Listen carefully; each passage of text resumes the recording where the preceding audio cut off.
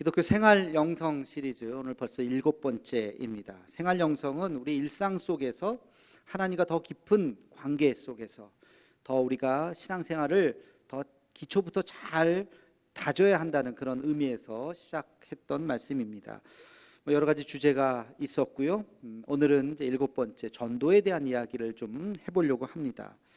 전도하면 말하는 저도 조금 어렵고 들으시는 여러분들도 또 부담이고, 그렇죠? 전도를 해야 된다는 거 모르는 사람은 없을 겁니다. 근데 참 쉽지가 않죠. 전도를 아마 몇 번은 시도를 해보셨을 거예요. 근데 영 반응이 신통치가 않고 힘들고 어려워서 이제는 그냥 포기하고 낙심한 채로 살아왔던 것이 아마 수년의 세월이 아닐까 생각을 합니다. 오늘은 전도에 대한 어떤 기술적인 테크닉을 제가 말씀을 드리려고 하는 것이 아니라 어떻게 복음을 전해야 하는가, 어떤 방법론에 대한 이야기를 하려고 하는 것이 아니라 오늘 말씀의 제목처럼 복음을 드러내는 성도, 그러니까 복음을 우리의 삶 속에서 드러내야 되는 것이거든요. 내가 입으로 전하는 것이 중요하겠지만 그것보다 사실 더 중요한 것은 내 삶이 그리스도의 사랑을, 하나님의 은혜를 드러내는 삶을 살아야 한다는 것을 이 시간 함께 같이 그 은혜를 나누고자 합니다. 복음을 직접적으로 전하는 것은 우리가 두렵죠. 왜 두려울까 생각을 해보면 내가 혹시 잘못 전하면 어떡하는가, 말씀 하나라도 제대로 외우는 것이 없어가지고 말하다가 막히면 어떡하나, 또 말씀을 전하는데 그 친구가 질문을 했을 때 이런 건 뭐야, 뭐 그런 질문을 했을 때 내가 대답을 하지 못하면 또 어떡하는가. 그래서 전도하는 것이 굉장히 어렵게 느껴질 거예요.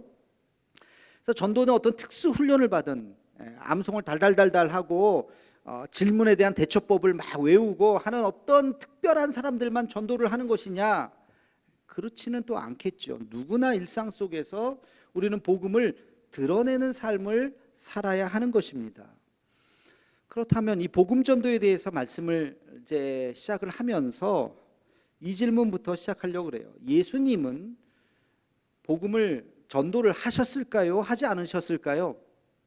대답을 해보세요. 예수님은 전도를 하셨을까요? 안 하셨을까요? 당연히 하셨죠.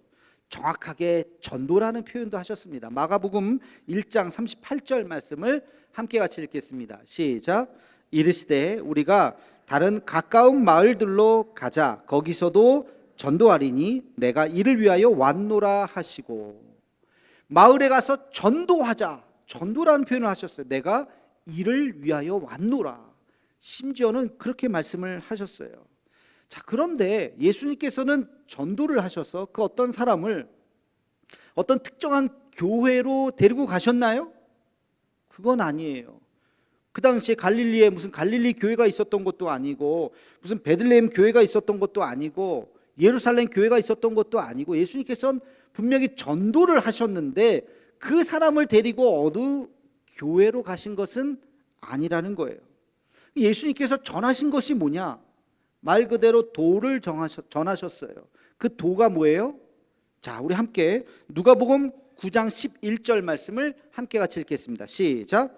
무리가 알고 따라왔거늘 예수께서 그들을 영접하사 하나님 나라의 일을 이야기하시며 병 고칠 자들은 고치시더라. 아멘.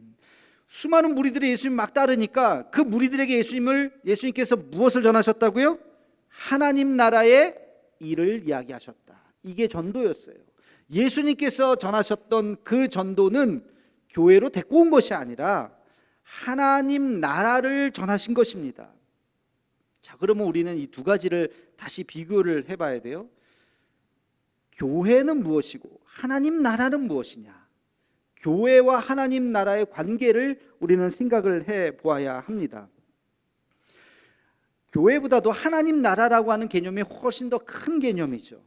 하나님 나라는 간단해요. 하나님이 임재하셔서 하나님께서 통치하시는 장소, 공간, 땅을 하나님 나라라 그래요. 그래서 천국을 하나님 나라라고 이야기하는데 천국엔 하나님이 계시고 하나님이 통치하시고 하나님의 방법대로 임재하셔서 그 공간은 다 하나님께서 통치하시는 공간이에요. 그래서 거기가 하나님 나라인 것입니다. 그 하나님 나라의 모형이 교회예요. 그럼 제가 다시 한번 질문을 해보겠습니다. 교회는 하나님의 나라일까요? 아닐까요? 하나님의 나라일 수도 있고 아닐 수도 있고. 왜? 교회가 하나님이 통치하시는 곳이라면, 다시 말해서 하나님의 법 가운데 있는 곳이라면, 하나님을 예배하고 하나님의 말씀을 배우고 하나님을 믿는 성도들이 모여서 사랑으로 함께 같이 교제하고 나눈다면 여기가 하나님 나라예요? 아니에요? 하나님 나라죠. 교회는 하나님 나라죠. 그런데 모든 교회가 다 그런 것은 아니더라고요. 그렇지 않은 교회도 생각보다 많더라고요. 모여서 예배는 드리는데 온전한 예배를 드리지가 않아. 모여서 만남은 있는데 맨 싸워. 당파를 짓고 서로 미워하고 질투하고. 그렇다면 그 교회가 하나님의 나라일까요? 하나님 나라가 아니에요. 겉모습은 교회이지만 거기는 하나님께서 통치하시는 나라가 아니라는 거예요. 예수님께서는 교회를 세우지 않고 교회보다 훨씬 더 큰 개념인 하나님 나라를 말씀하셨어요. 예수님의 전도는 그 하나님 나라를 전하신 거예요. 그리고 그 어떻게 보면 추상적인 하나님 나라를 우리 현실 세계 눈에 보이게 교회로 구체화한 사람이 바로 사도 바울이죠. 그리고 사도 바울 이후에 오늘 우리 시대까지 우리에게 맡겨진 사명은 하나님 나라를 이 땅에 구현하는 교회를 하나님 나라처럼 만들려고 애쓰는 그 노력이 우리에게 필요한 것입니다. 그래서 우리는 이 전도라는 개념을 교회에 단순히 데리고 오는 것이 아니라 하나님 나라의 선교, 그 사람이 서 있는 그곳을, 그의 가정, 그리고 우리가 다니는 이 교회, 이 모든 곳을, 이 국가도 마찬가지죠. 이 지역도 마찬가지죠. 이곳을 하나님 나라로, 하나님이 통치하시는 나라로 만드는 것이 보다 더 넓은 의미에서의 전도라고 하는 것입니다. 이런 의미에서 예수님께서 하셨던 말씀 중에 매우 의미 있고 중요한 두 가지의 비유가 있어요. 비유. 첫 번째는 마태복음 5장 13절, 오늘 본문 말씀입니다. 우리 함께 같이 읽겠습니다. 시작. 너희는 세상의 소금이니 소금이 만일 그 맛을 잃으면 무엇으로 짜게 하리요? 후에는 아무 쓸데없어 다만 밖에 버려져 사람에게 밟힐 뿐이니라. 아멘. 예수님께서 우리를 보시고 너희가 세상에 나아가서 하나님 나라의 복음을 전해야 되는데 너희가 세상에 무엇이라고 말씀하십니까? 소금이다. 너희는 세상의 소금이다. 이 말을 좀 오해하시는 분이 있어요. 너희는 세상의 소금이 되라. 너희는 세상의 소금이 되라. becoming의 의미가 아니에요. 점점 50%, 60%, 70% 아직은 아니에요. 90% 아직은 아니에요. 되어가는 것이 아니라 예수님께서 하셨던 말씀 뭐예요? 너희는 세상의 소금이라. 소금이다. 사진을 한 장 보여주세요. 저게 너무 이쁘죠? 새끼. 고양이예요? 호랑이예요? 여봐, 여기 다 갈리잖아요. 저거는 호랑이처럼 생긴 고양이예요. 벵갈 고양이랍니다. 돈으로 따지면 되게 비싸대요. 완전히 호랑이 모습인데 고양이에요. 그 다음 사진도 똑같은 사진인데 이쁘게 생겼어요. 고양이에요. 그 다음 사진 보여주시면 저거는 뭐예요? 호랑이네. 저 사진은 딱 보면 호랑이네. 새끼 호랑이. 약간 고양이 비스무리할지 모르지만 호랑이에요. 자, 저게 무슨 뜻이겠어요? 여러분, 고양이는 아무리 호랑이같이 생겨도 고양이에요. 그렇죠? 그게 크면 고양이가 되는 거예요. 호랑이는 아무리 고양이같이 생겨도 호랑이인 거예요. 너희는 세상에 소금이 되라가, 지금은 아닌데 나중에 어느 순간에 가서 소금이 될 거야가 아니라 이미 너희는 그 존재 자체가 소금이라는 거예요. 너희는 소금이다. 그러니까 맛을 내라. 아직은 아닌데요. 이런 변명을 할 수가 없다는 거예요.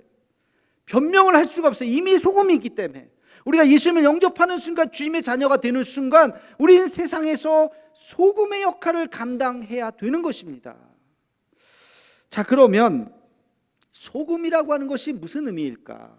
이것이 하나의 비유인데요. 소금이라고 하는 것이 무슨 의미일까? 세 가지를 기억하셔야 돼요. 첫 번째, 소금은 매우 귀한 존재라는 것입니다. 소금은 매우 귀한 존재예요. 여러분, 로마 시대에 그 군병들이, 병사들이 월급을 받았어요. 그들도 가족이 있고 살아가야 되기 때문에 월급을 받았는데 어떤 동전이나 지폐로 받은 것이 아니라 로마 시대의 군병들에게 주었던 월급은 바로 소금이었어요. 소금. 여러분, 소금은 지금은 너무 흔하고 뭐 아무것도 아니지만 그 당시에 소금은 굉장히 귀한 것이었어요. 그래서 만약에 여러분들 월급 말고 금으로 준다면 더 좋아하겠죠. 오, 금이네. 금 사실 돌덩이 있거든요. 아무것도 아니에요. 근데 지금 금이 굉장히 소중하게 느껴지기 때문에 이 금을 가지고 어딘가에 나가서 팔면 굉장히 돈을 많이 받을 수가 있어요. 마찬가지로 그 당시에 소금이 그런 거였어요. 흔한 것이 아니라 굉장히 소중한 것이었어요. 소금이 영어로 뭐예요? salt죠. salt. 그래서 로마 병정들에게 소금을 준다는 의미에서 소금을 지급하다는 말이 salt에서 나와서 셀러디움이었어요. 셀러디움. 요 셀러디움이 바뀌어서 뭐가 돼요? 셀러리맨이에요. 셀러리맨. 우리 월급쟁이들을 뭐라 그래요? 셀러리맨이라고 그러죠. 셀러리맨의 어원이 소금을 받는 사람이에요. 소금을 받는.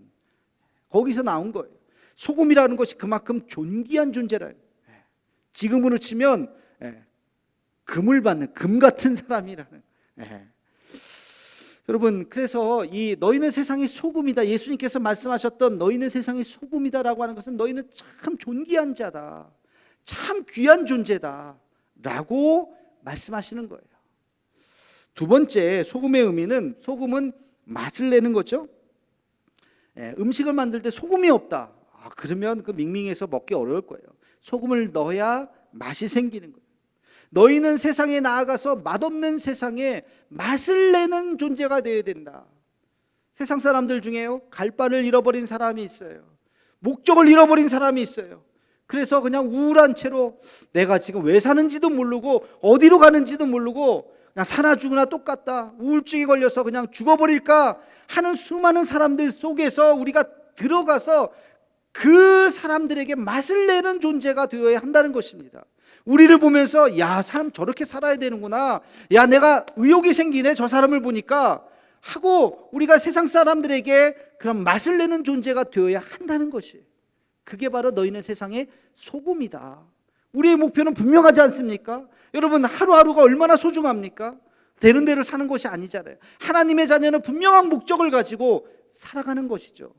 우리 세상에서 그런 존재가 되어야 한다는 것입니다. 세 번째, 너희는 세상의 소금이라고 하는 것은, 소금은 음식을 썩지 않게 만드는 거예요. 음식뿐만이 아니에요.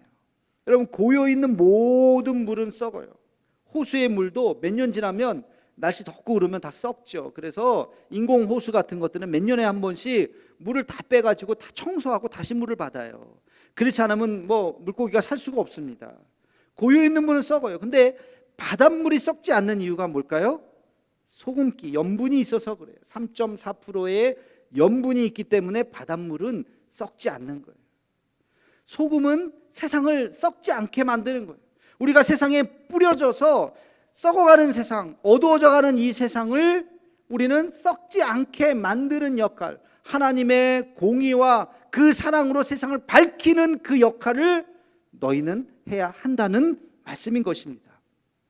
그것이 바로 소금의 역할이에요. 주님께서 우리에게 너희는 소금이라고 말씀하신 그 세 가지의 의미인 것입니다. 우리 옆 사람과 인사 한번 합시다. 당신은 존귀한 존재입니다. 네, 한 번 더 인사하기. 당신 때문에 살 맛이 납니다. 네, 당신 때문에 살 맛이 납니다 해야지. 당신 때문에 밥맛이 없습니다 이러면 그럼 곤란해요. 네, 당신 때문에 살 맛이 납니다. 네, 야, 저 사람 보니까 내가 나 이렇게 살면 안 되겠네. 더 열심히 살아야 되겠네. 그런 의욕이 불러일으키게 되어야 해. 우리는 세상에서 그런 존재가 되어야 합니다. 제 설교를 준비하다가 책 한 권을 봤어요. 미국 뉴욕에 리디머 처치라고 아주 유명한 교회가 있어요. 거기에 팀 켈러라고 하는 유명한 목사님이 계신데 여러 권의 책을 쓰셨는데 이분이 최근에 낸 책 중에 하나가 저 탈기독교 시대의 전도라는 책이에요. 책 제목을 딱 보면 느끼지 않겠어요? 예. 이 시대가 어떤 시대라고요? 탈기독교. 기독교의 울타리에서 벗어나는 거예요. 사람들이, 젊은이들이. 뉴욕 한복판에서 목회하다 보니까 그런 사람들을 얼마나 많이 보겠습니까? 교회, 종교, 신앙 점점 중심에서 멀어지는 거예요. 눈에서, 내 시야에서 벗어나는 거예요. 왜? 다른 것들이 눈에 보이는 게 너무 많거든요. 성공해야지, 돈 벌어야지, 즐겨야지, 놀아야지, 뭐 세상의 것들이, 좋은 것들이 너무 많은 거예요.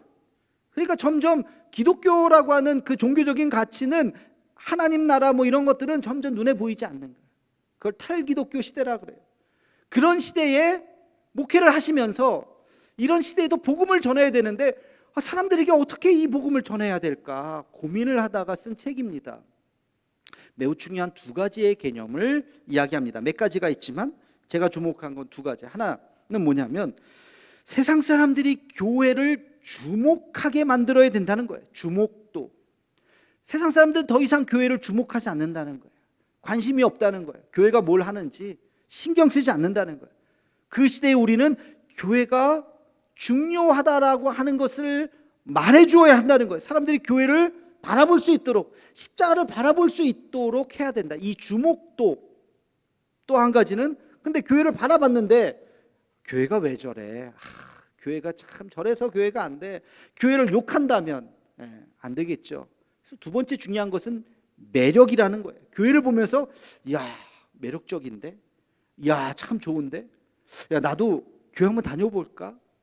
교회가 매력적인 그 공동체가 되어야 한다는 거예요. 이 두 가지의 개념을 이야기하고 있습니다. 근데요, 이게 새롭게 이야기한 것이 아니에요. 2000년 전에 주목받지 않았던, 사람들의 시선에서 멀어졌던 초대교회, 오히려 핍박받았던 초대교회를 생각해 보자고요. 핍박받았던 그 초대교회가 어떻게 세상의 중심이 될 수 있었을까? 어떻게 그 사람들 쳐다보지도 않고 오히려 핍박했었던 그 기독교가 어떻게 세상의 중심으로 올 수 있었을까?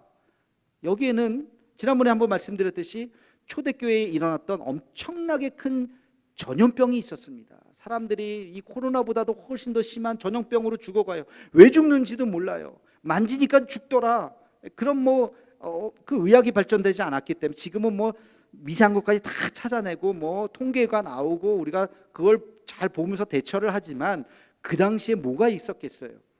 수많은 사람들이 전염병으로 죽어가는 그때에 자기의 부모님조차 전염병으로 죽어가면 그 시체를 만지지 못해요. 왜? 만졌다가 나도 감염되면 안 되니까. 그러니까 시체가 널브러져서 썩어갑니다. 그래도 어느 하나 나서는 사람이 없어요. 도시가 황폐해져가는 그때에 기독교인들이 나서서 시체를 수습하기 시작해요. 장례를 치러주기 시작해요. 저 사람들이 누구지? 왜 저런 짓을 하지? 저 사람들은 괜찮나? 아니에요. 수습하다가 본인도 병에 걸려서 어떤 사람은 실제로 죽어가요. 자기 목숨을 걸고 저 일을 하네. 그래서 저 사람들이 주목하기 시작합니다. 그리고 저 사람들이 왜 저런 일을 하는가 봤더니 그리스도의 사랑으로 저렇게 한다는 거예요. 그리스도를 바라보기 시작하는 거예요. 쳐다보지도 않았던 기독교가 세상의 중심으로 사람들이 주목하기 시작하고 매력적으로 보이기 시작했다는 것입니다. 그게 불과 200년 만에 그 엄청난 역사가 일어나게 되는 거예요. 여러분, 이것이 바로 예수님께서 말씀하셨던 너희는 세상의 소금이라고 말씀하시는 것입니다.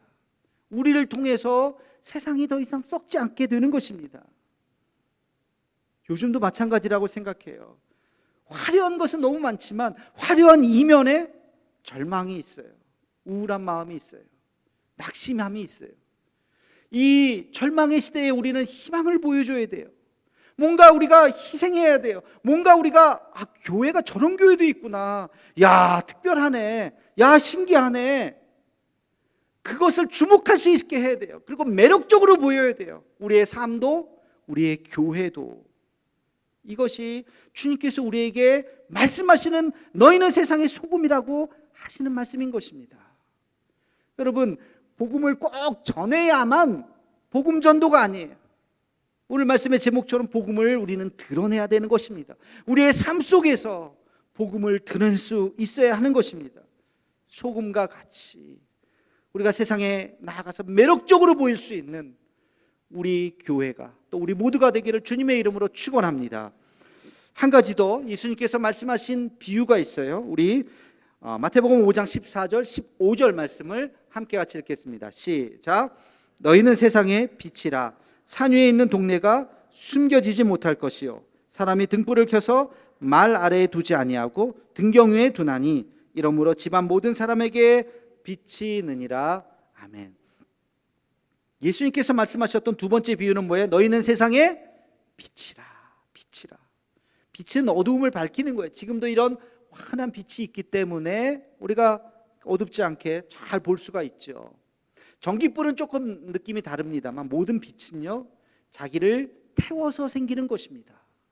자기를 태워서, 장작불이라든지 모든 것들은 태워서 생기는 거예요. 촛불도 그렇고요, 태양도 그렇습니다. 태양도 자기의 몸을 태우는 거예요.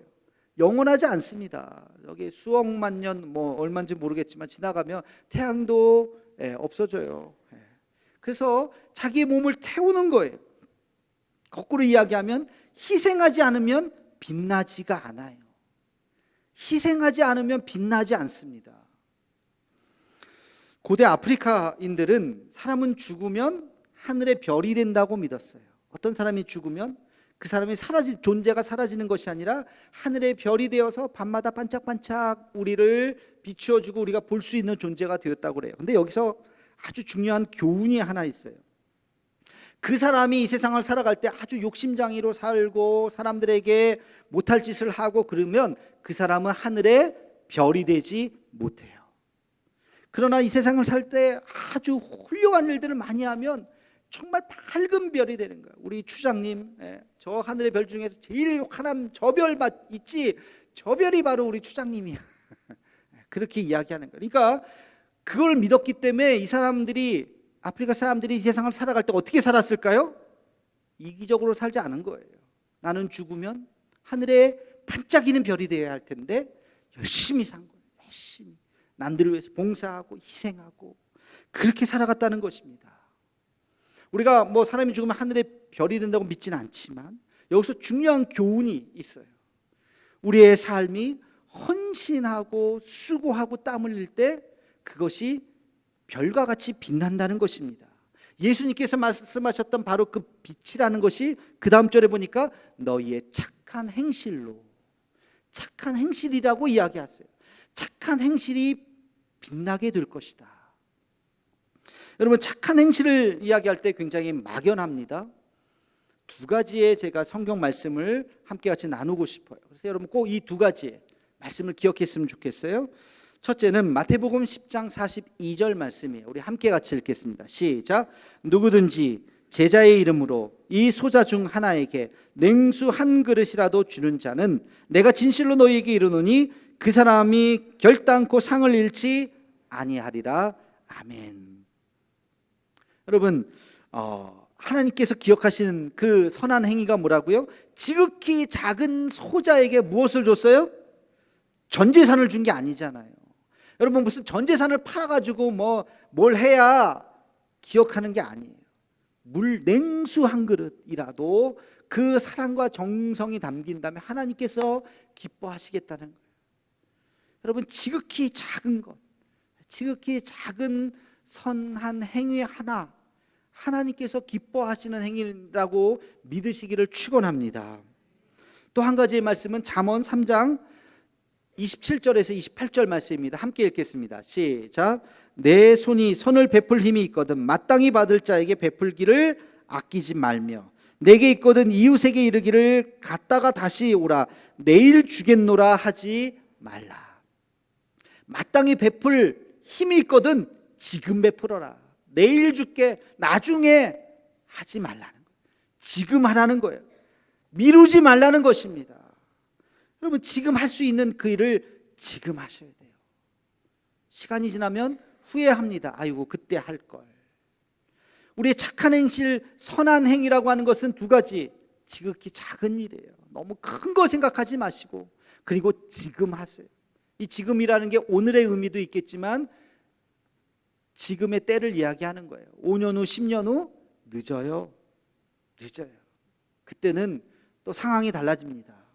봉사도 하실 수 있을 때 해야 돼요. 말씀을 준비하면서 제가 얼마 전에 어느 목사님께서 모임에서 보여주었던 영상이 떠올랐어요.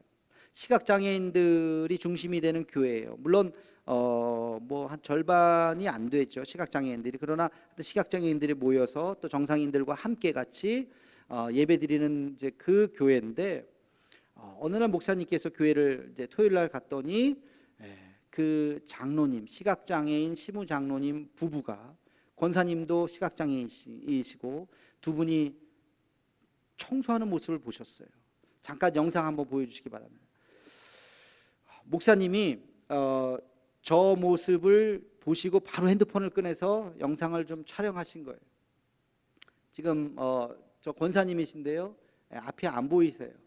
떠듬떠듬 청소하고 계시고, 그리고 저 뒤에서 장로님이 역시 시각장애인이신데 청소를 하고 계세요. 저 교회의 특징이 뭔지 아세요? 저 가운데 있는 저 노란색, 저게 뭐예요? 저기 장애인 선이잖아요, 그렇죠? 저 교회 가운데에, 우리 교회는 없습니다만 저 교회는 시각장애인들이 많기 때문에 그래서 저거를 발을 딱 밟으시고 거리를 재서 청소를 하시는 거예요. 저 권사님도 저 발로 저렇게 해서 계단을 확인하고 닦고 올라가시는 거죠. 매주 저분들이 저렇게 토요일 날 와서, 장로님 권사님이셔서 매주 저렇게 교회를 청소하신다는 거예요. 뭐 청소 갖고 그러냐, 그럴 수도 있어요. 아무것도 아니에요. 그러나 내가 교회에서 직분자로서 내가 좀 섬겨야지 하는 그 지극히 작은 일, 그 일을 정상인들이 할 수도 있지만 저 내가 하겠습니다 하고서 저분들이 매주 교회 와서 저렇게 앞이 안 보이는데 열심히 교회를 청소하시는 저 모습, 여러분 우리는 그것을 기억해야 됩니다. 저것이 세상에, 저것을 보는 사람들에게 빛이 되고 소금과 같은 역할을 감당하시는 거예요. 우리가 할 수 있는 일이 무엇일까요? 뭐 큰 일을 계획하지 않아도 괜찮습니다. 작은 일이라 할지라도 그것을 밝히는 거예요. 세상이 어두울수록 작은 빛은 더 빛나게 될 것이에요. 너희는 세상의 소금이다. 너희는 세상의 빛이라. 우리가 그 말씀을 기억하면서 그렇게 빛으로 소금으로 살아갈 때 우리를 통해서 뭐가 드러난다고요? 복음이 드러나는 것입니다. 내가 입술로 전하지 않더라도 우리의 삶을 통해서 사람들이 우리를 보고, 아, 예수님 믿는 사람은 저렇구나, 예수님 믿는다는 것은 저렇게 살아가는 거구나 하고 우리를 주목하게 될 것이요, 교회를 매력적인 공간으로 보게 될 것입니다. 이런 복음의 은혜가 저와 여러분의 남은 인생 가운데, 또 우리 교회 가운데 넘치기를 주님의 이름으로 축원합니다. 기도하겠습니다.